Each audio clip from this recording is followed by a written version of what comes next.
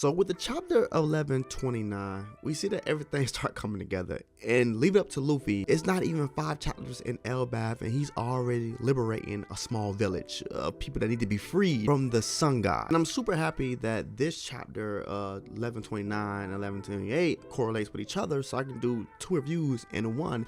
Because of the tragic storm of Milton, I did have to evacuate, so I couldn't give you a review for chapter 1128 and 1129 on time, so sorry for that, but the storm was pretty bad. But on a positive note, this chapter was so good. I can say that Luffy got even stronger after the last arc, and he can like make many gear forth punches and many gear forth attacks. Now I'm officially reading the Viz translation, and it definitely says many gear forth. Now this is something that Luffy has done definitely over the time scale, right, when he can use gear second without using the full gear second. It had many of us in the One Piece community in shambles, because simple fact, like, how can Luffy do this? It is a simulation. Are they drunk or something like that? Like, things did not add up. But in this chapter, everything came together, and it becomes a pattern when Luffy beat a strong opponent who has more and better haki than he does. After that arc, he becomes proficient in the haki department, just like when he left Whole Cake Island from fighting Katakuri. After that, he starts seeing the future very well in Wano, and with Luffy fighting Kaido, I feel like he know how to hone infusion, right, with his haki, his armament haki and his conqueror haki. And I feel like this is the only reason why he can use many gear forth techniques, because he honed his haki so greatly when he can just utilize it whenever he wants to.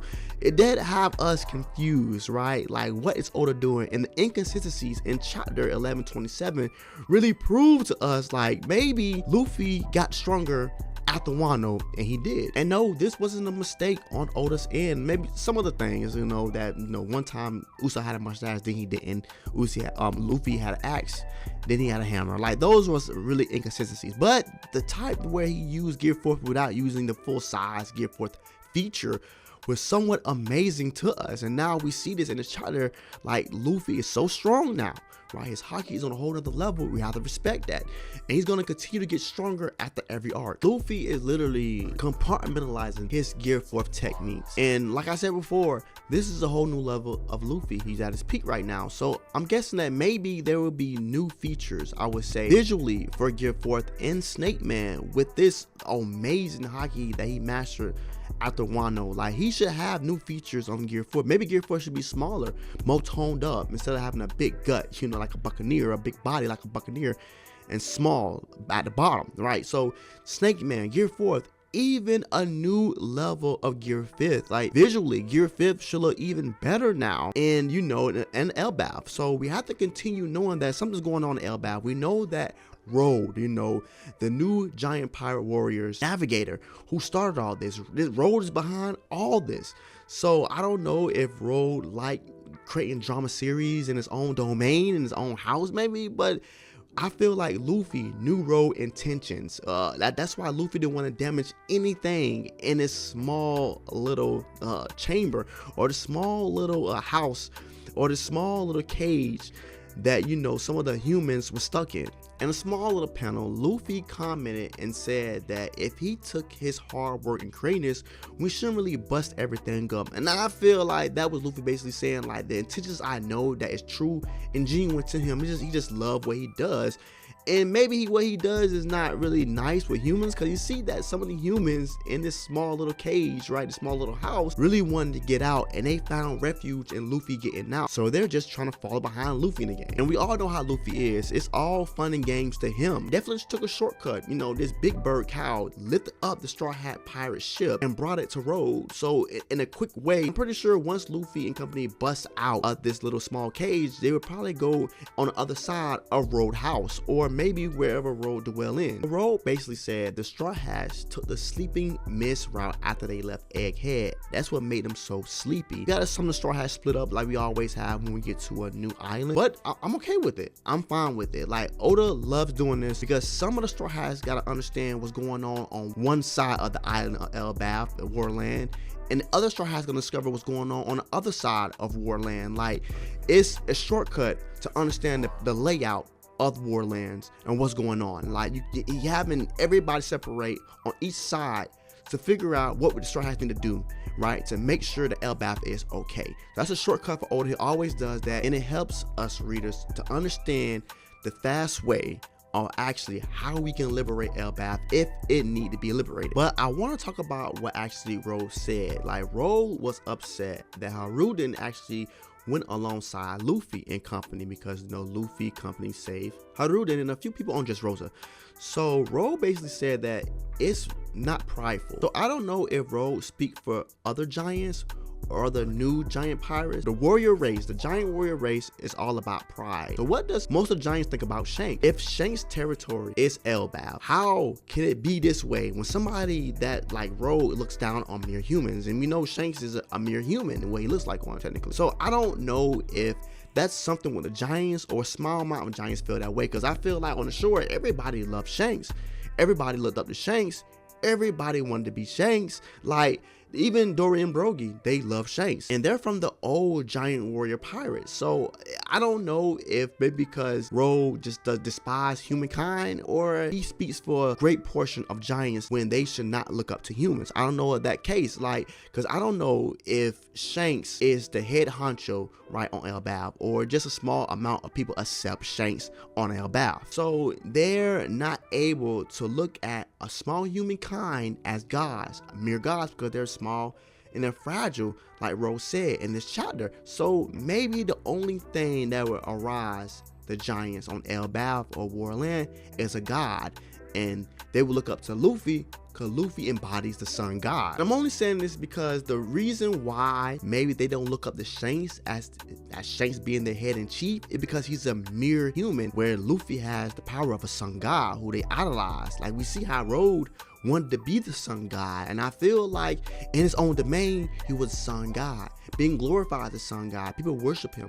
But now on the outside looking in, if they know that Dory and Brogy, their statements are true, and people look up to Dory and Brogy on Elbaph, Dory and Brogy would say that this is the sun god Luffy. He embodies the sun god with their fruit powers. That would be easy access for the giants on Elbaph to idolize Luffy and look up to Luffy as their next king. And no, I'm not saying Luffy's gonna overthrow Loki or whoever is reigning king on Warlands. I'm not saying that.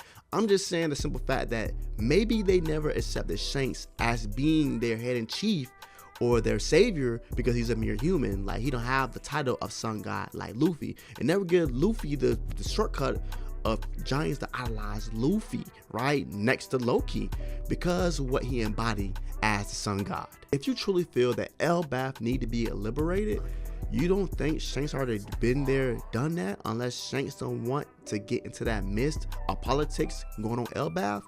Like, Luffy can do that, right? Luffy is going to do that if something need to be done. This is what Luffy does every arc, liberating the whole country. So what can Luffy actually do? Now, that's basically saying that something need to be done on Elbaph. If not, maybe that we're just here for just knowledge and things going around, centered around, you know, the Void Century, and centered around Nika and Joy Boy. Now, I'm fine with that.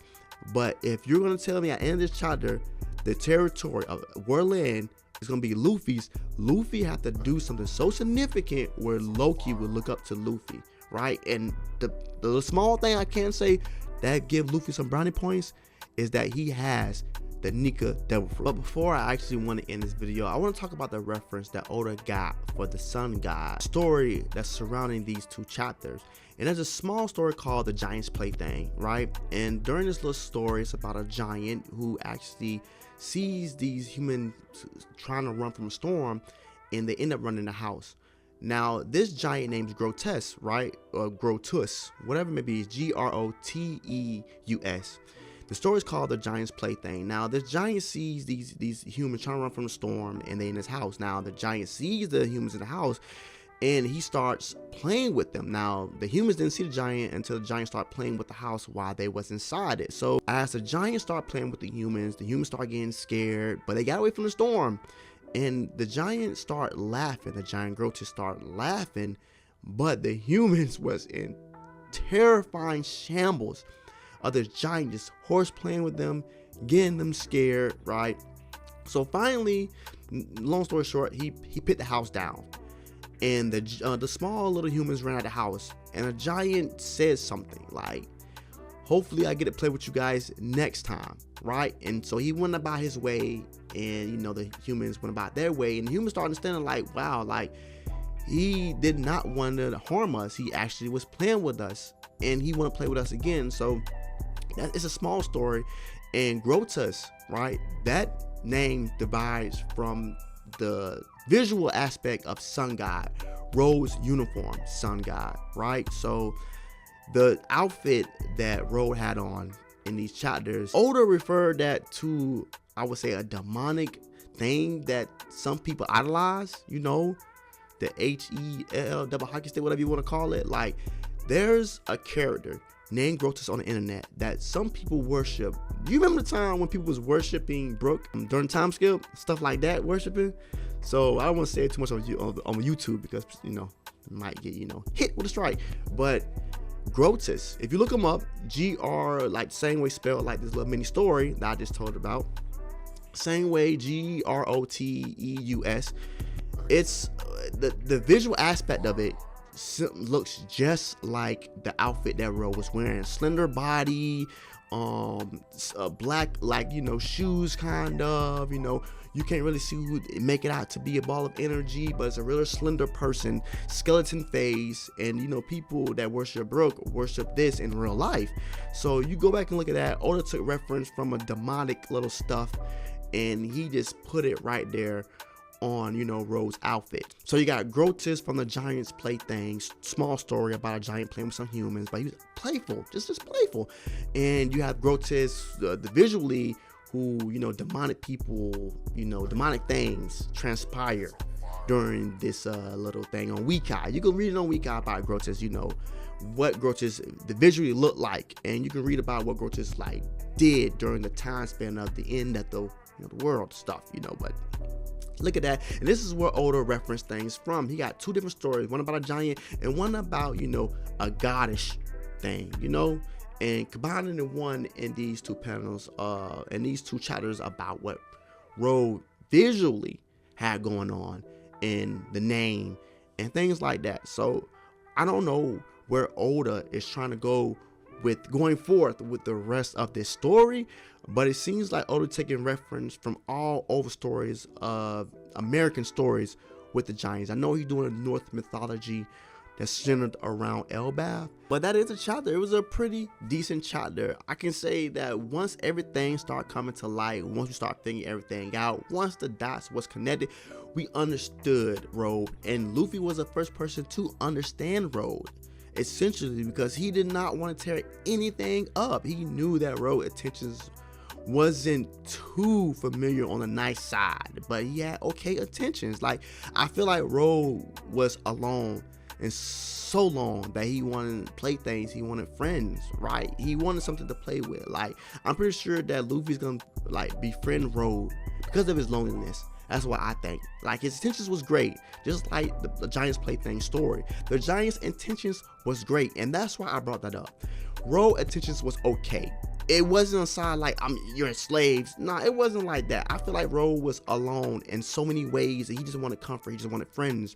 Like, he messed up and said a few things and chatted about his temple, his room, like his pets or his servants, like things like that. And Luffy, he understands one's feelings. That's a power that nobody kind of else we seen have in One Piece. Somebody to understand others and understand people's true intent. Luffy sensed that from day one, I feel like. But amazing chapter. Chapter was great. 8 out of 10 for the chapter. Last chapter I could say also was 7 out of 10. Chapters are great, and I can't wait to see what's on the other side of Ro's room. Thanks for watching. Like, comment, subscribe to get more of me in One Piece content. See you all soon. Again, sorry for the storm delayed. I had to evacuate. Milton was very terrifying. And like always, love you, love yourself.